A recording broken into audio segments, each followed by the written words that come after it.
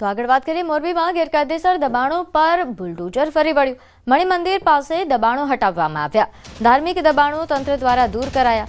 અહીં ઘટના સ્થળે પોલીસ બંદોબસ્ત પણ ગોઠવાયો। તો ધાર્મિક દબાણો પર તંત્રનું બુલડોઝર ફર્યું। તંત્ર દ્વારા પોલીસ બંદોબસ્ત સાથે આ દબાણ હટાવવાની કામગીરી કરવામાં આવી। નોંધ્યું છે કે અહીં મણિ મંદિર પાસે થયેલા દબાણ હટાવાયા।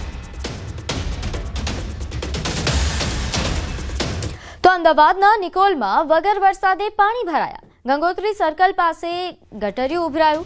અહીં ગટરના ગંદા પાણી રસ્તા પર ફરી વળતા લોકોને હાલાકી થઈ રહી છે। સંસ્કૃત રેસિડેન્સી પાસેનો વિડીયો વાયરલ થઈ રહ્યો છે, જ્યાં ગટરિયા પાણીના કારણે સ્થાનિકો ત્રસ્ત થયા છે। સ્થાનિકોને રોગચાળો ફેલાવવાની ભીતિ છે। ગંદા પાણીમાંથી પસાર થવા માટે અહીંના સ્થાનિકો મજબૂર બન્યા છે। આ દ્રશ્યો છે સ્માર્ટ સિટી અમદાવાદના, કે જ્યાં વગર વરસાદે પણ પાણી ભરાય છે। આ પાણી ગટરના પાણીના છે। ગટરનું પાણી ઉભરાવવાના કારણે આ રીતે રસ્તા પર પાણી ભરાઈ ગયું છે, જેના કારણે અહીંથી જે સ્થાનિકો, જે વાહન ચાલકો પસાર થઈ રહ્યા છે, તેમને હાલાકી ભોગવવાનો વારો આવ્યો છે। અહીં રહેતા સ્થાનિકોમાં રોગચાળાની ભીતિ છે।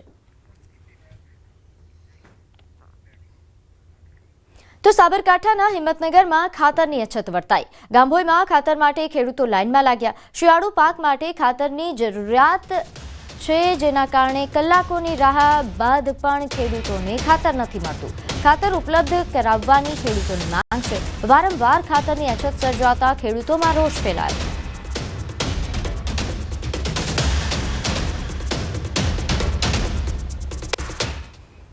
ખાતર જરૂરી છે। મકઈ વાવી છે, ખેતર મૂકવાનું છે। 3 દિવસથી ધક્કા ખાઉં છું। તેજગઢ, જેતપુર બધે ફરી આવ્યો પણ નહીં મળ્યો। આજે આવ્યો છે તો મળી જાય તો ઠીક છે। ખાતર મૂકવાની જરૂરી છે। મકઈ રાતે 3 વાગે ઉઠ્યા અને આયા અને બાલાવાડ થી આયા તે 30 કિલોમીટર અંતર। આ ત્રીજો ધક્કો। આજે બી કોઈ શક્યતા નથી। નંબર છે એવો બીજો ત્રીજો, પણ આ મળે તો એક ગાડી ઉભી છે ખાતર। તો સાબરકાંઠાના ખેડબ્રહ્મામાં ખાતર માટે ખેડૂતો રજડ્યા। અહીં જરૂરિયાત સમયે જ યુરિયા ખાતરની અછત સર્જાઈ છે। ખરીદ વેચાણ સંઘ બહાર ખેડૂતોની લાંબી કતારો જોવા મળી રહી છે। ખાતર લેવા માટે મહિલાઓ પણ કતારમાં જોડાઈ છે। કાળા બજારી થતી હોવાની ખેડૂતો અહીં આરોપ લગાવી રહ્યા છે। જરૂરિયાત મુજબની થેલીઓ ન મળતી હોવાની રાવ ઉઠી છે। ખેડૂતોએ ન્યૂઝ 18 ગુજરાતી પર પોતાની વ્યથા ઠાલવી। 3 દિવસથી ખાતર લેવા માટે તેઓ ધક્કા ખાઈ રહ્યા છે।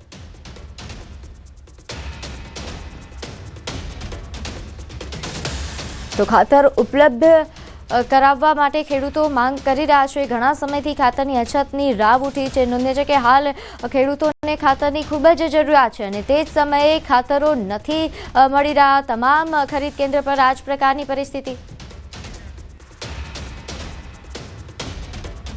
તો અહીં સાબરકાંઠાના ખેડબ્રહ્મામાં પણ ખાતર માટે ખેડૂતો રજડી રહ્યા છે।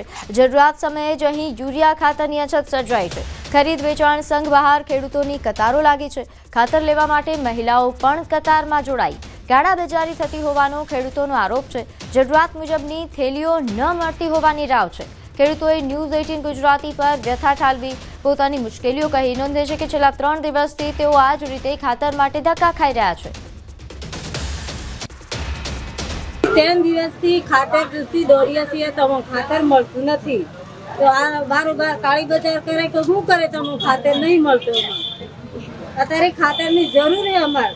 અમુક ખાતર નહીં મળતું તો અમારે શું કરવાનું? ખેતીવાડી કેવી રીતે થાય? એમનો સમય પૂરો થઈ ગયો વાવેતરનો અને કોણની તંગી પડે છે। ખાતર એમને લાગતે વખતે કરી નાખે છે। આધાર કાર્ડ આગલા દિવસે લઈ જશે। જેમનું આધાર કાર્ડ આપ્યો એમને પૂરું થયા પછી બીજા માણસોને આપીએ એવું કહે છે આ લોકો।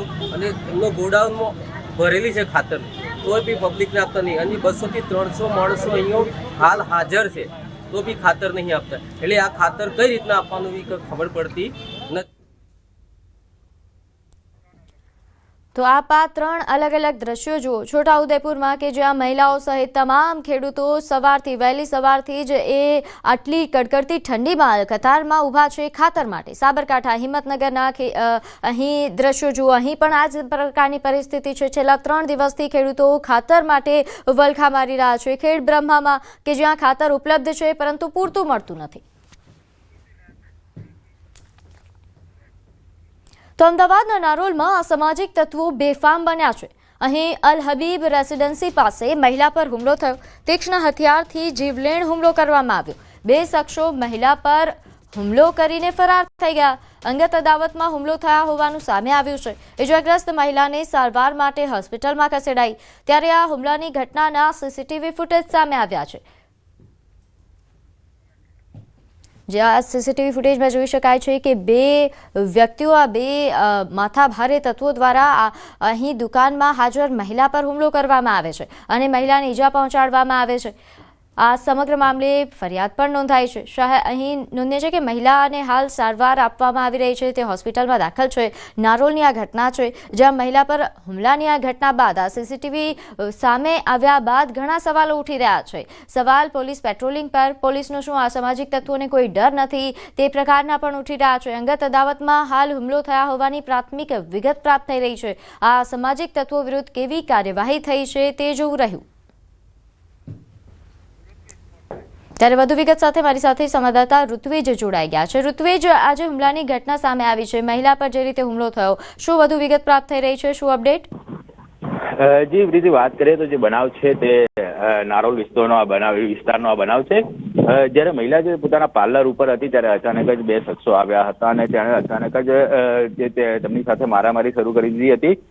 મહિલાની સાથે અન્ય એક વ્યક્તિ હતા, તેને પણ મારવાની શરૂઆત કરી હતી. એટલે આ સમગ્ર ઘટનાની જાણ જ્યારે હવે પોલીસને કરવામાં આવી છે ત્યારે જાણે પોલીસ દ્વારા આ મામલે ફરિયાદ પણ નોંધવામાં આવી છે અને જે આરોપીઓ હતા, જે વ્યક્તિઓ મારવામાં આવ્યા હતા, તે તમામની શોધખોળ પણ પોલીસ દ્વારા શરૂ કરી દેવામાં આવી છે. તો બીજી તરફ જે મહિલા ઇજાગ્રસ્ત થઈ છે તેને સારવાર અર્થે નજીકની હોસ્પિટલમાં પણ ખસેડવામાં આવી છે. એટલે હવે આ જે સીસીટીવી તેમજ અન્ય જે વિડીયો ફૂટેજ છે તેના આધારે હવે પોલીસ દ્વારા આરોપીઓની શોધખોળ શરૂ કરી દેવામાં આવી છે. જી, આભાર માહિતી આપવા બદલ.